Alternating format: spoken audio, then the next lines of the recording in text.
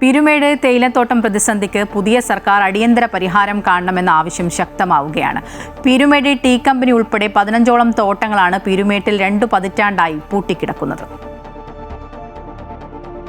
2000 ഡിസംബറിലാണ് പീരുമേട് തേയിലത്തോട്ടം പ്രതിസന്ധി തുടങ്ങിയത്. പീരുമേട് ടീ കമ്പനിയുടെ ലോണ്ടറി, ചീണ്ടലാർ ഡിവിഷനുകൾ ഉടമ ഉപേക്ഷിച്ചുപോയി.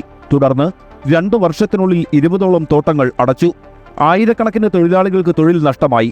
തൊഴിലാളി സംഘടനകൾ വീതം വെച്ച് നൽകിയ തേയിലച്ചെടികളിൽ നിന്ന് കൊളുന്തെടുത്തു വിറ്റാണ് തൊഴിലാളികൾ പിന്നീട് ഉപജീവനമാർഗം കണ്ടെത്തിയത്. തോട്ടങ്ങൾ പൂട്ടിയതോടെ മാറി മാറി ഭരിച്ച സർക്കാരുകളും തൊഴിലാളികളെ കൈവിട്ടു. അറ്റകുറ്റപ്പണികൾ നടത്താതെ ലയങ്ങൾ തകർന്നു.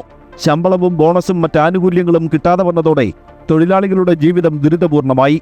തോട്ടങ്ങൾ തുറക്കാൻ തൊഴിലാളി സംഘടനകൾ നടത്തിയ ഇടപെടലുകളും ഫലം കണ്ടില്ല. അടിയന്തരമായി ഈ തോട്ടം വ്യവസായം പൂർണ്ണമായും നിലച്ചു പോകുന്നതിന് മുമ്പ് തന്നെ പുതിയ സർക്കാർ ഇടപെടുകയും പുതിയ സർക്കാർ ഇടപെട്ട് ഇവിടുത്തെ തൊഴിലാളികളുടെ പ്രശ്നം പരിഹരിക്കുകയും ഈ ദയനീയമായ ലയങ്ങളാണുള്ളത്, ആ ലയങ്ങളുടെ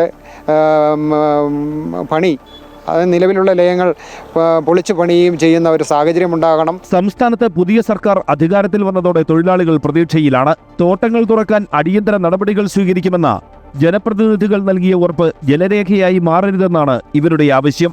അമൃത ന്യൂസ്, ഇടുക്കി.